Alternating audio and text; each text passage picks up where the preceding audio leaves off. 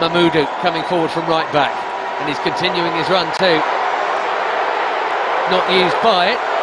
Gone home. Fans wanted a shot. It's 3 players who've lost their footing already here on a warm evening.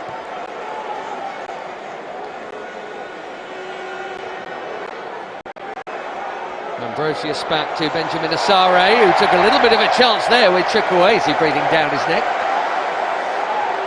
Very confidently done.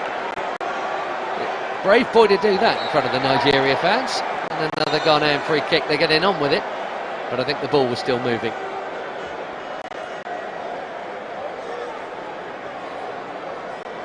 There's Papa Daniel of the Niger Tornadoes. Scored 4 times in the season just gone, including in the win against the champions, the Remo Stars, who are well represented out there. Just won their first Nigerian Premier League title, the Remo Stars.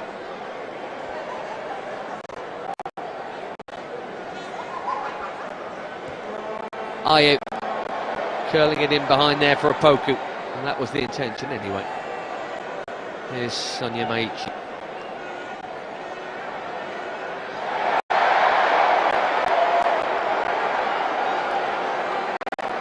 A lot of quick turnovers, a lot of niggly fouls. Almost too high pace for its own good, this one, but a lively watch already. SL to Ambrosius, and now Mamudu looking long.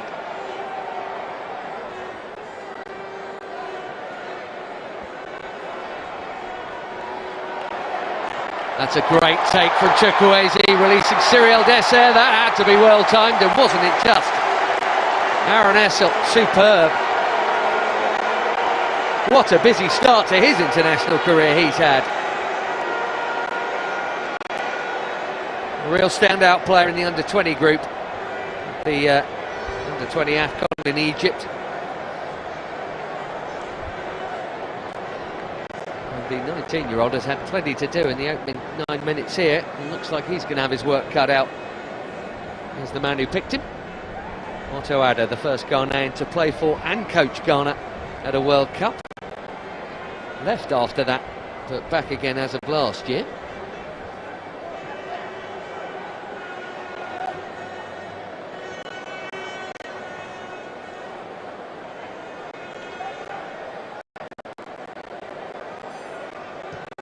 Mubali under no pressure, looking long again. He's got the height of Dessert to aim at Nalimi, who is on the physical side too, but his foul again there, just a bit too eager. Sidikou Elimi, another one of the Remo Stars brigade on debut here.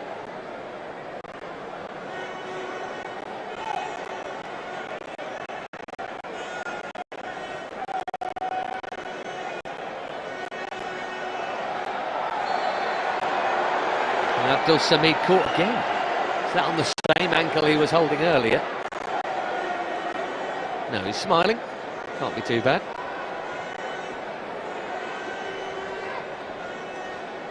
So eager to get the tackles in at the moment here that you're seeing a fair few little fouls like that. Mensah was already on his bike then, looking for an early delivery. SL back to Asare. Now Poku couldn't go for that, but Bar Bonsu could.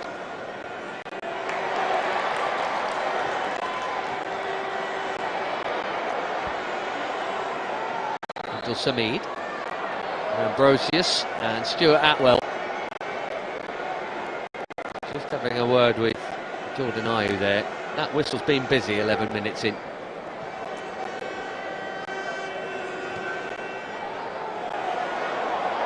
Shot on the foot of Onyeka. Meanwhile, Mensah now defending again, and that's a foul on him by Dessert. Everyone mistiming their challenges so far here tonight.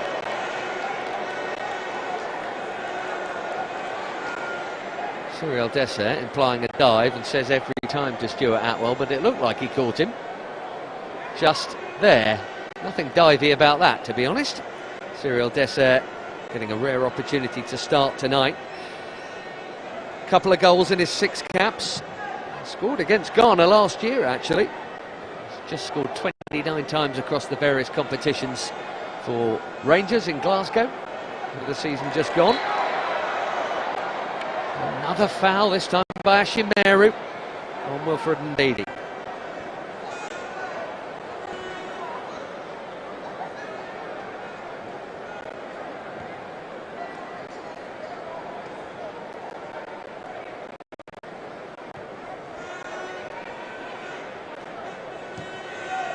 Jai, that's a tantalising ball down the channel, and this time, having been fouled, Dessert will get the free kick the way he wants it.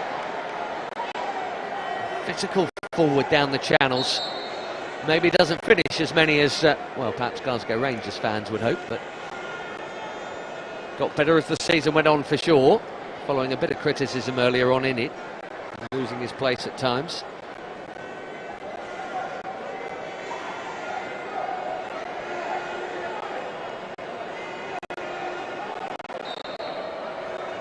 Eric Shell just been telling Chukwueze and Onyemaichi what he wanted out of this free kick, and that might be it. Well, the flag's gone up, that wouldn't have counted even if it had gone in.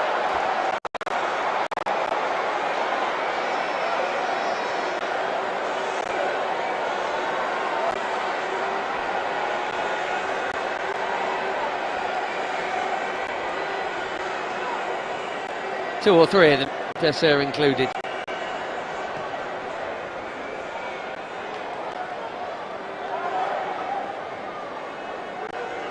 Ndidi. They'll be back into the debutant Igo Ugbu. Nice for him to have Semi Ajayi playing next to him. Both trying to get it forward pretty quickly, hence the high turnover, that and the high energy. Absolutely rattling at it here, and Ismaila has won it really well. Awkward cross here. Dessert! Nigeria lead! Cyril Dessert in front of the Super Eagles fans. And into the Super Eagles fans. Didn't he take it well? And a huge pat on the back for Sadiq Ismaila. Brilliant from the right back to make it happen. Nigeria 1, Ghana 0. Early hurly-burly at the G-Tech, and we've got a goal already. His team are behind. Dessert, the Nigerian hero. Just look at Sadiq Ismaila here, coming in to win it. One thought in his mind, get down there, get a yard of space. The slip from Razak Simpson is costly. And Dessert took advantage. Great work from Ismaila. And a very composed finish. Cyril Dessert, who scored against Ghana last year for his second Nigerian goal, has done it again here for his third.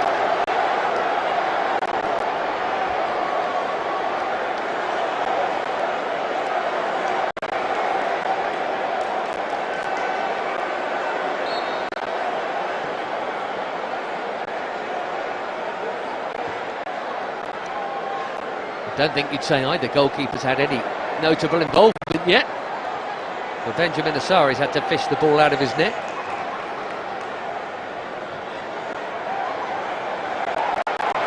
And here they come again.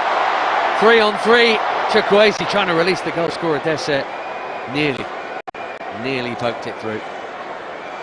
Here is Ismaila again. The Nigerian Danny Alves, I saw somebody call him. Well, that was a bombing run in a similar fashion.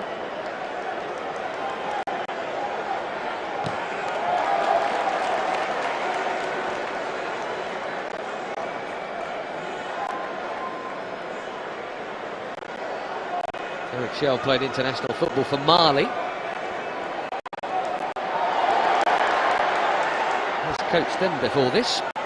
Only appointed in January.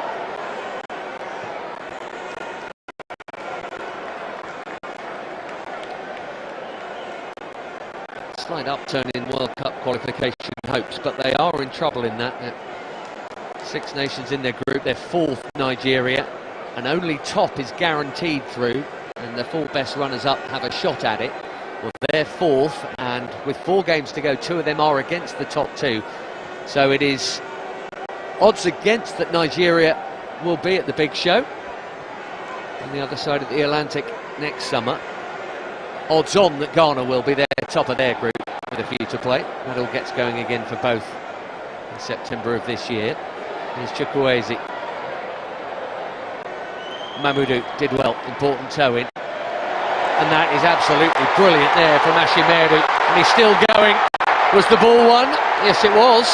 Stuart Atwell had a great view of it. It's a super run from Ashimeru.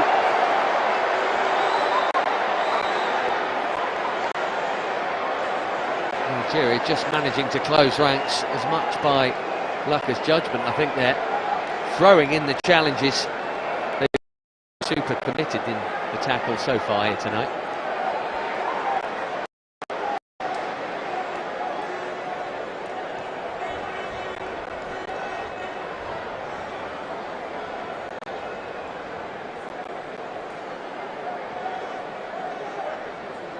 Hugo Ogbu, Slavia Prague, regular for them.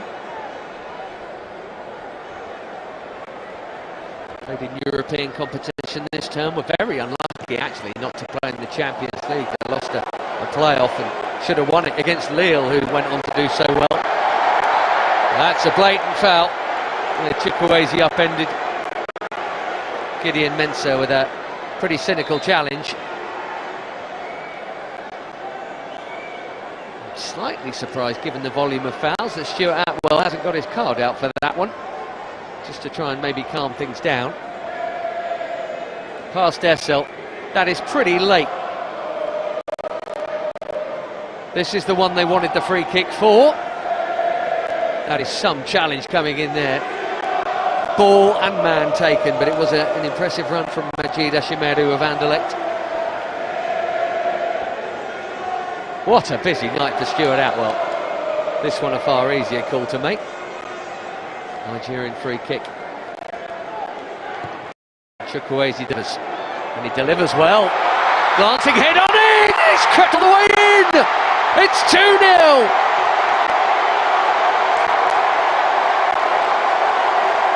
Semi Ajayi with the killer touch. And once again, a brilliant ball in from the right. The Nigerian fans in dreamland here, not even 20 minutes played in this Unity Cup semi-final as the inquest begin for Ghana. Their inexperienced side has been undone twice here.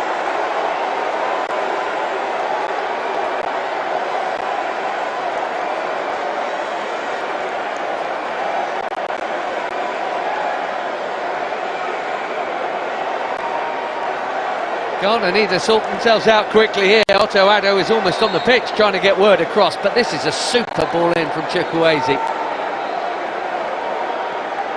There's the header from Semi Ajayi from a good 11 yards out, and it's only a glancing blow, but there's enough on it right at the corner. I think it took a touch off a Ghanaian defender. It might have been Simpson. It was Razak Simpson, who has had a tough start to his 6th cap. Ajayi's header may well have been going on target, to be honest, at the other corner. Whether it goes down as Ajayi's goal or an own goal, what's beyond dispute is that Nigeria have had a cracking start here. And here we go. I did suggest pre-kickoff that there wouldn't be much unity involved in this game. These two countries are proper rivals at the top end of African football, and young Essel is down here. And Otto Addo needs to sort out his team quickly. That foul from Gideon Mensah, a costly one.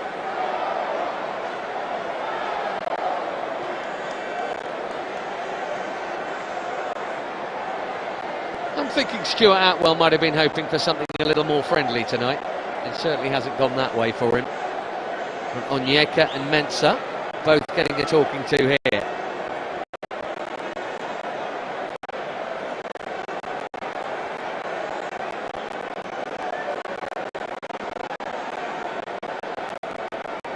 Trying to pinch it in through the middle, and Mensah with a little kick out there. If anything, he's the more guilty party with the retribution. He has done very well, Gideon Mensah, to not be cautioned yet. He's done a couple of things that could easily have brought a yellow card.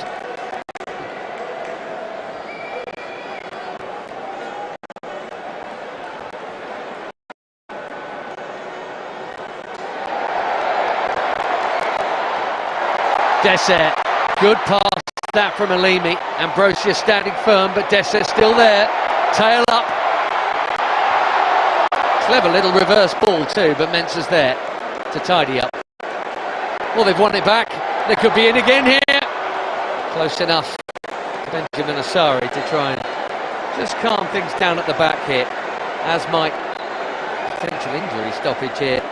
All smiles for Nigeria, that's for sure.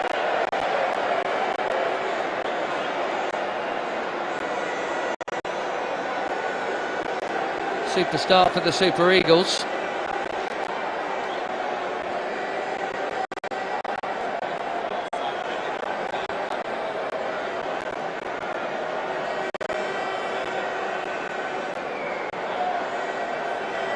See if young Nessel is okay. Doesn't look it, does he?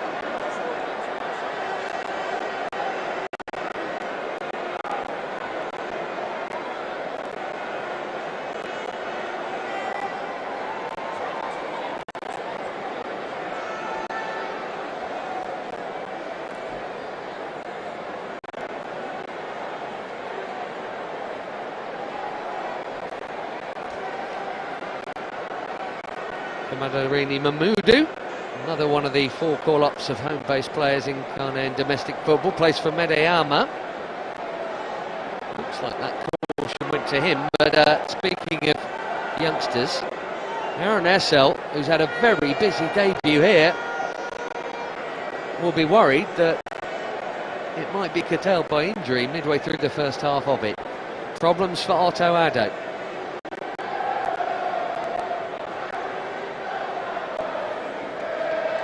Appointed assistant coach 4 years ago, Otto Addo, first time around. Might have been a dissenting voice that has got Mamudu in trouble here. As Otto Addo took the interim job into a World Cup playoff against Nigeria, which he won.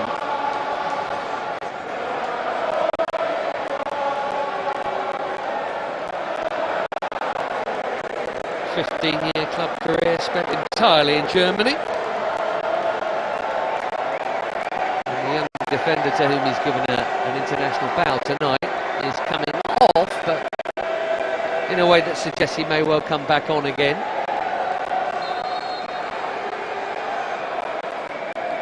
Tough start for an inexperienced back line.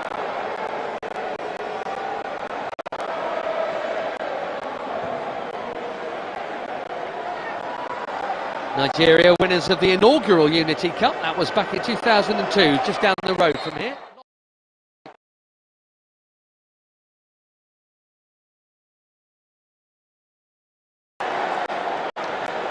23 years on, wearing the armband, it's Wilfred Ndidi.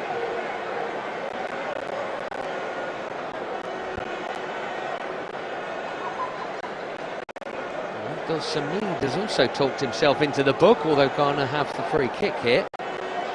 What a busy start this has been.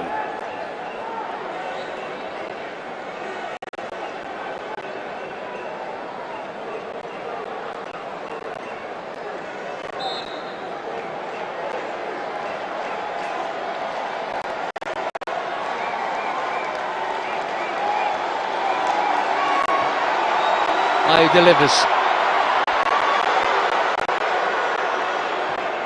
Abdul Samid.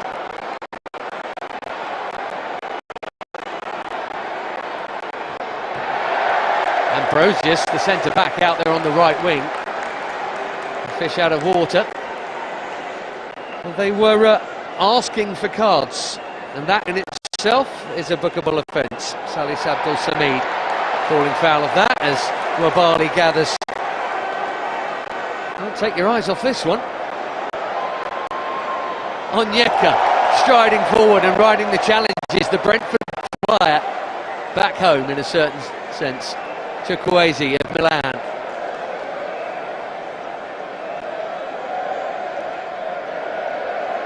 Well, we've got their main experienced midfielder Abdul Samid booked, Mamudu booked, Essel may be injured, and Gideon Mensah, the most experienced player on the ball here in their back line, treading a very thin line, could have been cautioned already.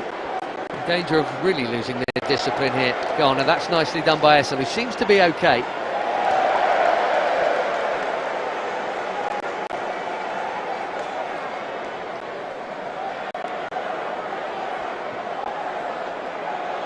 Well, they've sent them out there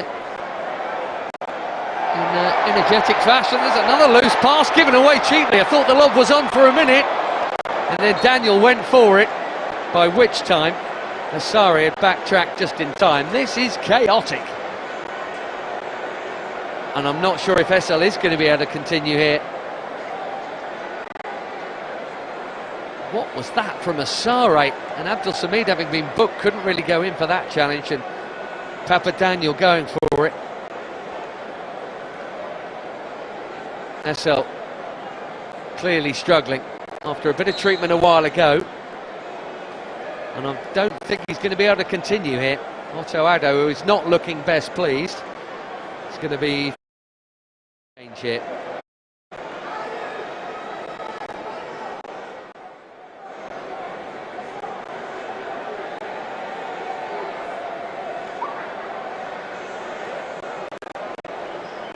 It's been a very short-lived debut.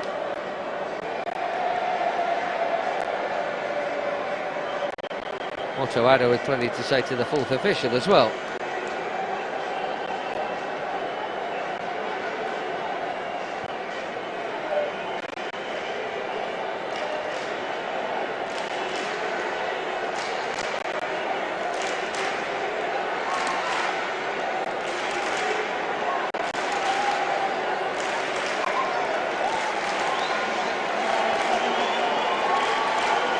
The confirmation of that change then.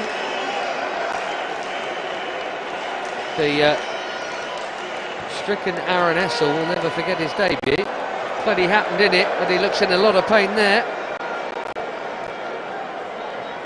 Looks like he's not going straight down the tunnel, but can't continue.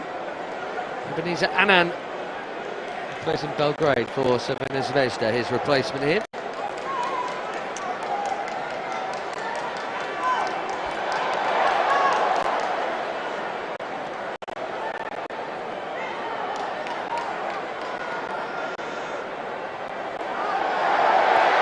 Oh, what is going on back here? Great effort from Barbonsu, and Nwabali makes up for a completely unforced error. Not really sure that it's Wilfred Ndidi's fault.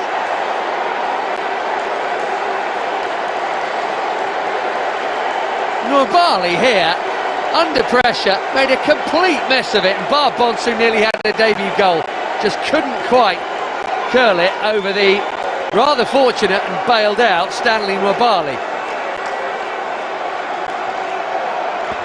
It's a corner. Just in case you can't keep up, in it comes. It's coming back in as well. Well, it should have done, but Barbonsu has made a right old mess of that. It's fabulously entertaining half an hour here.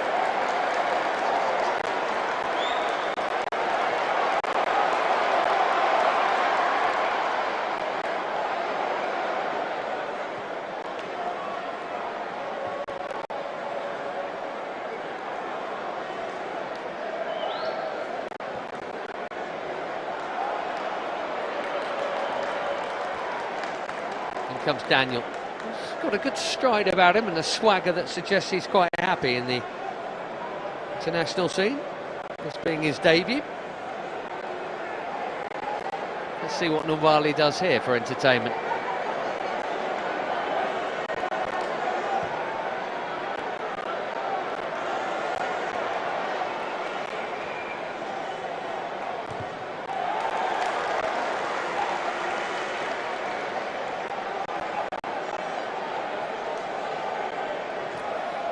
Look at these two go.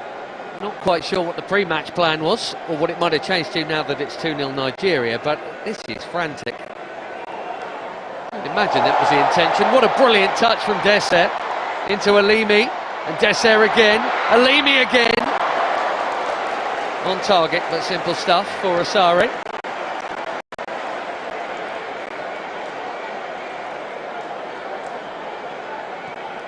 Fifth cap for the keeper who plays for Hearts of Oak in Ghana.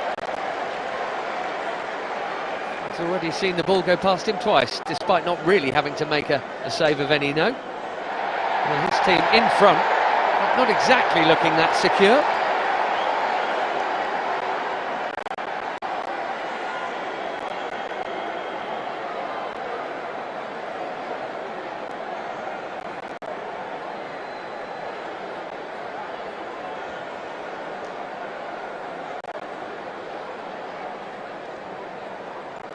And on the subject of hanging on to a 2-goal lead, well, Jamaica had a 2-goal lead last night, saw that disappear.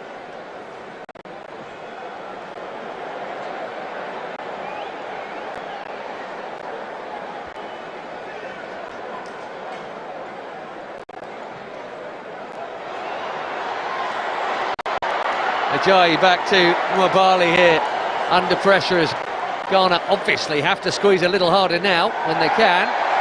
Dese just easing Ambrosius out of it there.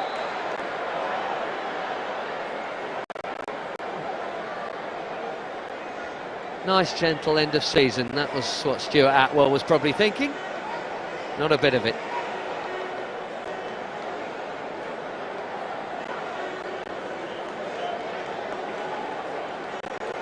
He's a big physical striker, Cyril Dessert, and he wasn't going to get away with that one.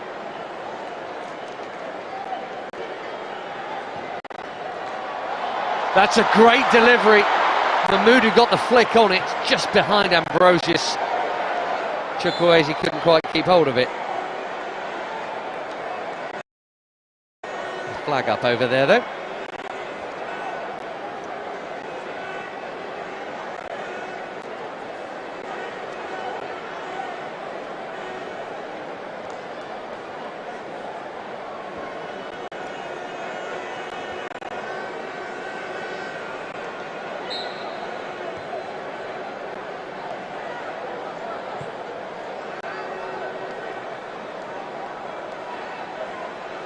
Mensah, who's gone central now.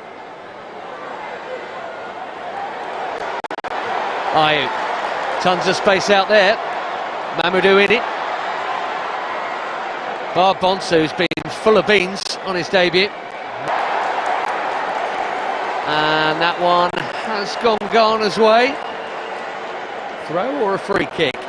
Papa Daniel pleading his innocence.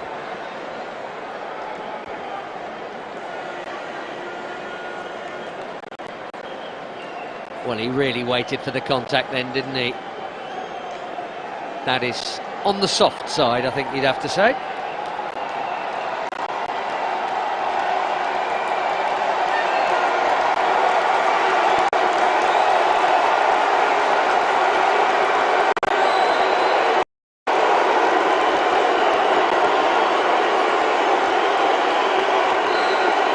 Pushing and shoving in the box, and Ayew to deliver.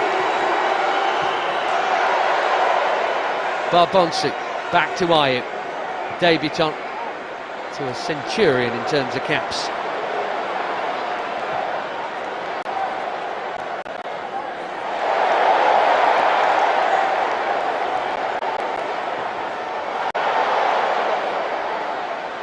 Halimi blocks the first cross.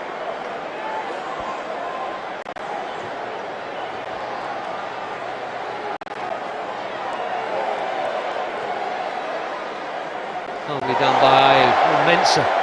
Got away with his slip.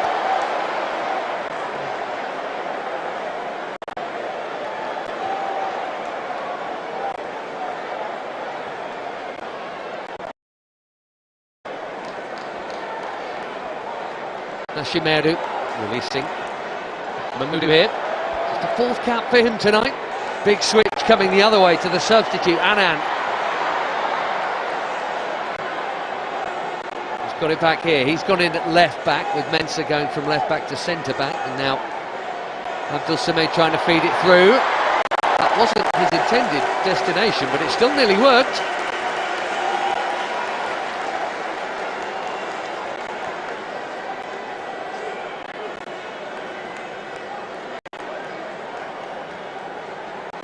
And breathe.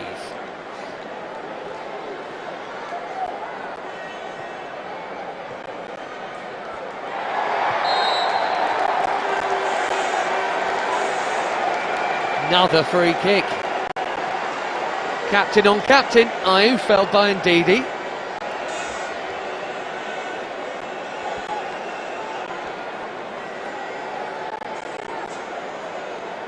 They keep giving them set pieces. You feel like Ghana will make one of them count eventually.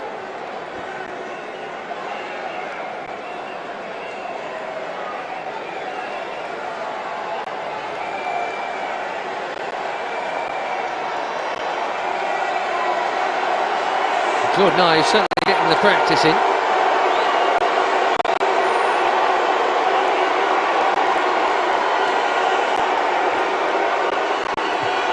Ayew, far post delivery, really good. And he'll go again from the corner quadrant here as he tries to whip up the Ghanaian fans behind that goal. Good defensive header, that.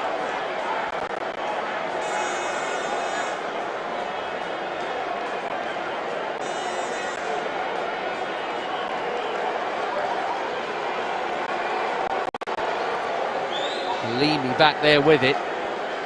Anything less solid than that contact could have been an own goal at that end.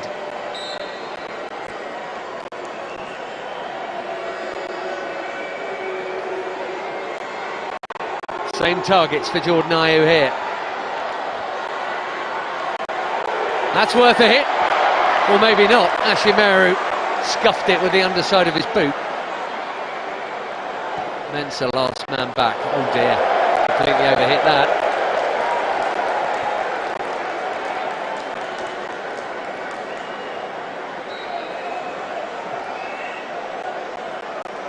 Well, they're enjoying it. Ball hacked out of play. They're enjoying it rather less.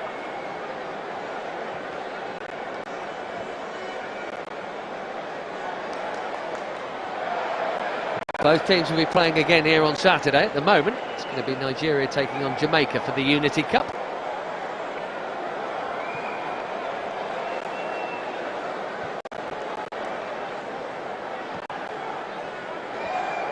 Sadiq Ismaila to Semi Ajayi.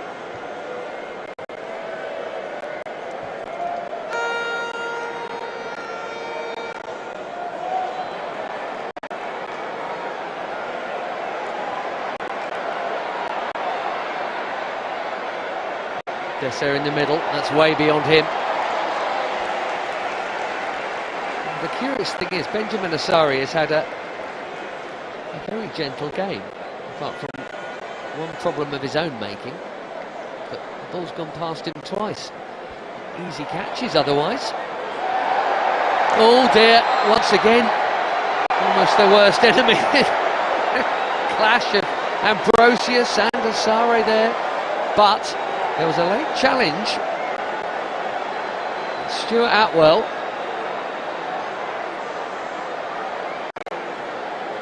Is having a word with Wilfred Ndidi. He's saying, I really don't want to be sending players off here.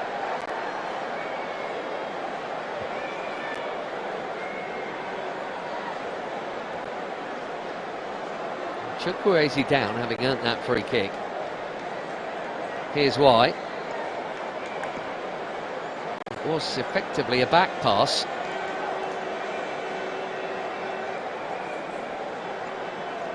In fairness, it was fairly won, if you know what I mean. I'm not sure what that was between centre-back and goalkeeper, but a right old mess. Indicative of the game in the best possible way. It's been fairly chaotic and a lot of fun. Not really a game for defences though. Razak Simpson, forward, lovely layoff. Really good that from Opoku. And here is Opoku again. Well defended by Ajayi, bringing some calming presence back.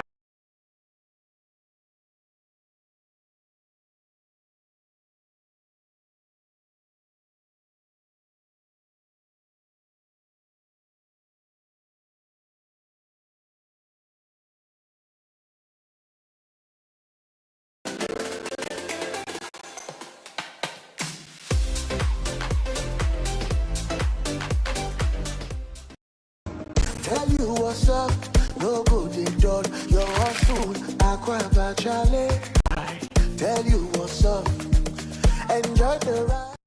Not be advocating for think CJ is being treated when it comes to the NPP, they feel that certain things should apply to them. Right. But when it comes to the ordinary Ghanaian and many of us in other different political parties, a certain set of rules should also be applicable to us. That must be condemned. Treated fairly in what allegations she's made. Now she's in court herself on this matter. And then again, the reaction, I don't know whether to call it a reaction, but what Mahama Ayariga has said about future processes to ensure that this act is more, I don't know whether to say sanitized. What's your reflection on that?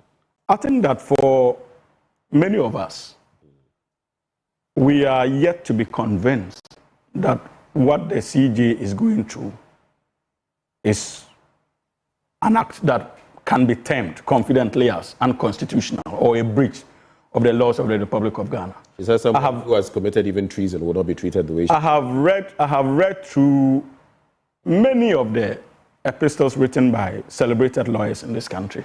And I'm yet to come to terms with the fact where it is strongly canvassed that the processes are unfair. I'm yet to come to that conclusion. You see, Ben, I think that this point has been belabored. Right. The woman is being taken through a constitutional process. The constitutional process has not been questioned. Right. So if you are now seeking to say because President Mahama, in consultation with the Council of State, acting in a way committed to the spirit and letter of Article 146 of our Constitution, is engaged in an act undermining that very Constitution, the onus is on you to demonstrate same. What President Mahama has done... Beyond sticking to the Constitution, apart from that, other actions that may take place, can they not be manipulated in a way to... But you see, again, beautifully, that is why we have the law courts. And for me, when I was even looking at the application of the Chief Justice suspended, I asked myself whether there is a need for us to actually even entertain the possibility of questioning the jurisdiction of the Supreme Court in the matter. Right. Because reading it, substantively, she is talking about human rights, her fundamental human rights. And we all know that under our Constitution, when it comes to issues of human rights, the appropriate forum, the High Court.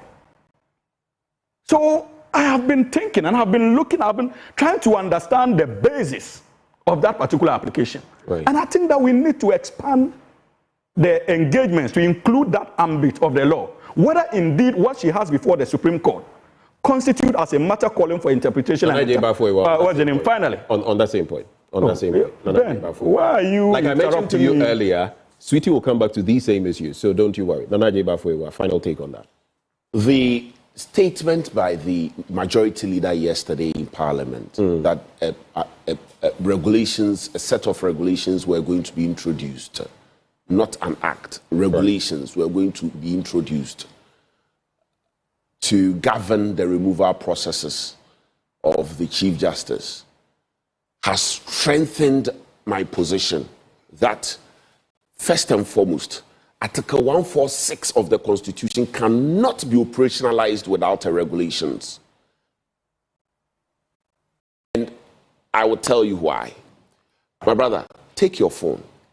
One of the grounds, take your phone. One of the grounds for the removal of the Chief Justice is stated misbehavior.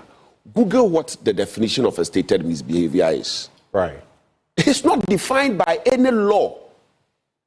It is not defined by any law.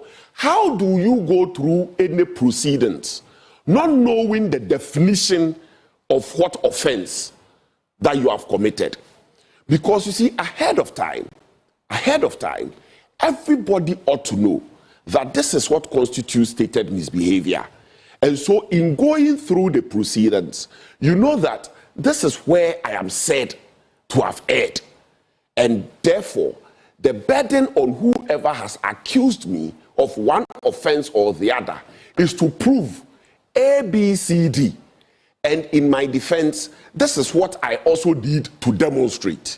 But as we sit here, what constitutes stated misbehavior is not known by any law. It's not known by any law. Secondly, how do you go through? How?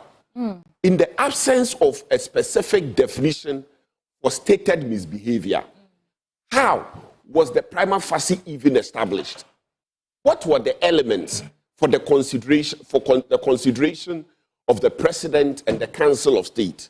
What went into that? Because it is not defined by any law. It is not defined by any law. So what was the Chief Justice responding to? You know, she responded That to is- some... So if she didn't understand that there was some stated misbehavior, for which reasons that those petitions were raised against her, why didn't she question that from the onset, but went ahead to respond to these petitions? I'm not her lawyer, but I'm not her lawyer, but I can imagine that she was responding to the allegations that have been made against her. You see, for every charge or offense, even in employer-employee relationship, there is always a definition. Take your employee manual. Take the employee manual of Joy FM multimedia, and you will discover, right, the very things which are deemed to be an infraction. For which reason you may, right, be held, or you may be hauled to a disciplinary hearing. When you take even your employee manual, you discover that there's a definition for all the things that may result in you having to be subjected to disciplinary proceedings. Okay? And so that is how it works. You say that somebody may be removed, a judge of the Superior Court or the Chief Justice may be removed for stated misbehavior. I ought to know which of my actions or inactions will be deemed to be stated misbehavior. As we speak, there's no definition. You're trying to draw a line between allegations as raised in the petition, which, determine the prima facie case that, consequently brought us here, where we are probing the case to see exactly what happened. So if it turns out that through the investigations ongoing, through the findings of the committee, they actually come up with this stated misbehavior, then do you have a case? No, wait. That is where the Right now, there are allegations that she's done something wrong, for which reason we are probing the matter. And you are saying now that we haven't clearly defined what stated misbehavior is. But the Council of State established a prima facie case against the Chief Justice, for which reason we are probing the matter. So will we not eventually arrive at this stated misbehavior? So you have to appreciate this, sweetie. When you look at the jurisprudence of the Republic of Ghana.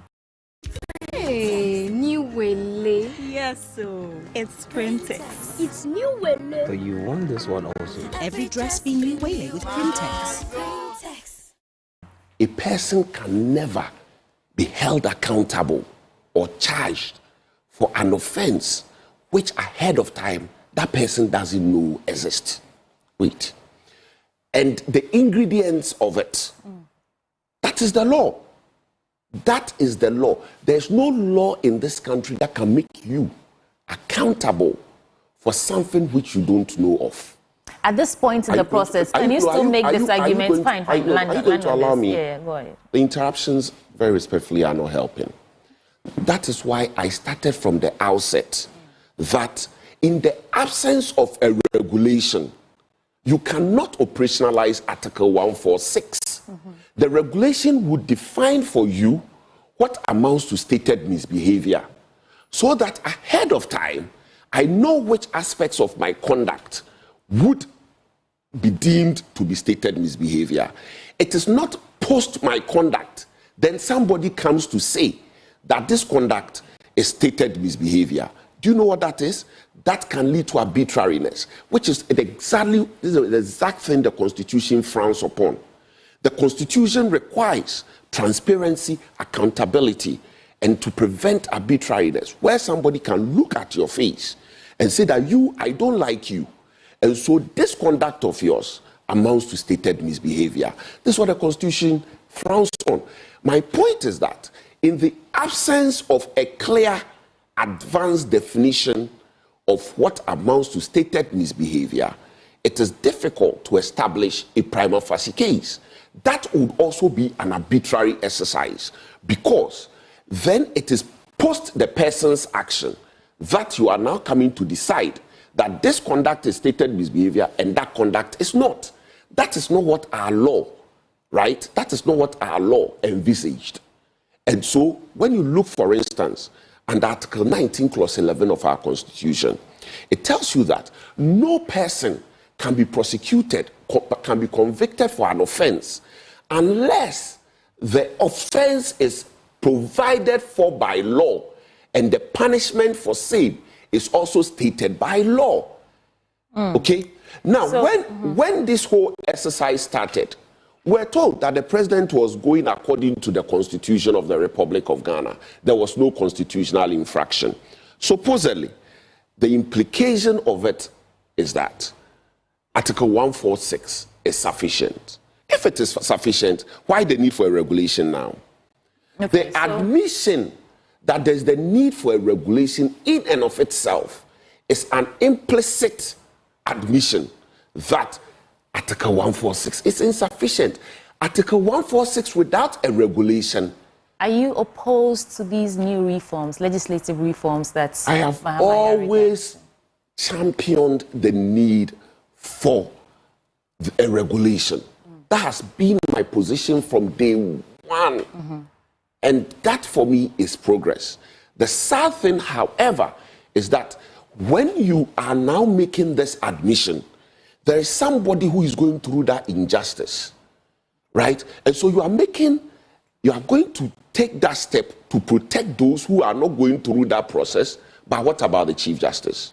You know, One man's let me give injustice you, let me, is another man's injustice. in a totally unrelated matter, but just to make a point, when the case of the chairman of the board of, on the board of Bank of Ghana, and the issues that came out that he has two positions that contradict the position, he can no longer do his oversight power because he was a member of the Financial Committee in Parliament and sitting on the board. We spoke to Sticker, and he said that it didn't really have to, it didn't mean that they should remove him right now, but they should begin the processes to, you know, fill those loopholes in the Constitution. You are saying now that the introduction of these new reforms, legislative reforms that was introduced yesterday by Mahama Yariga, in itself is an admission that there's something wrong with the processes that they already started, but somebody is going through that. So at what point do we start to overhaul all this, and where do we start from? Briefly, and then I have to go back to Hamza. I think you are very respectfully comparing apples with oranges. So there was the same narrative from your party, I think they are two opposition. different He said that it doesn't matter, we can't remove him right now, but let's begin to start the process to, you know, fill the loopholes. Let me land. I listened to you. Let me land. He's saying the same thing that you are saying right now, but you are saying the opposite of it. You're saying that the process has been started already, and so if we are starting these reforms, it means that someone is already being treated unjustly before we are coming to seal these loopholes. I made a point. Yeah. If you were very respectfully listening to me, you'd have appreciated that. My position is that you cannot operationalize Article 146 of the Constitution without a regulations. All right. In that regard, my position is that operationalizing it without a regulation is unconstitutional. Okay.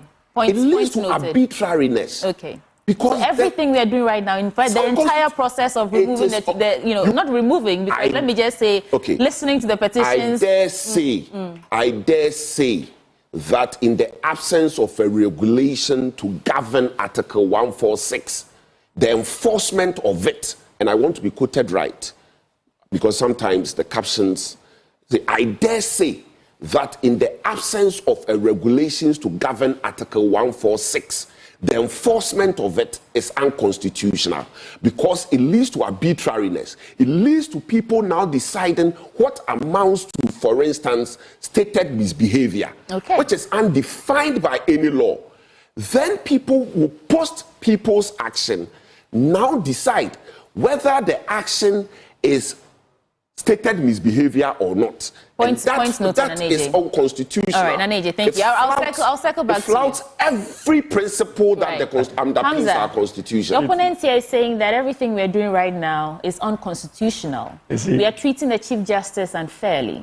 And this is on the back of the introduction of these legislative reforms that we are going to introduce. And just to quote, he says that President Mahama is determined to fast-track legislative reforms to strengthen our institutions, of governance and further entrench our democracy. He's saying that he's not opposed to legislative reforms, but at this time where there's already someone suffering for the same constitutional provisions that he's calling arbitrary, that's where the problem is. What do you say to that? I think, first of all, it is important to understand that government is a continuum.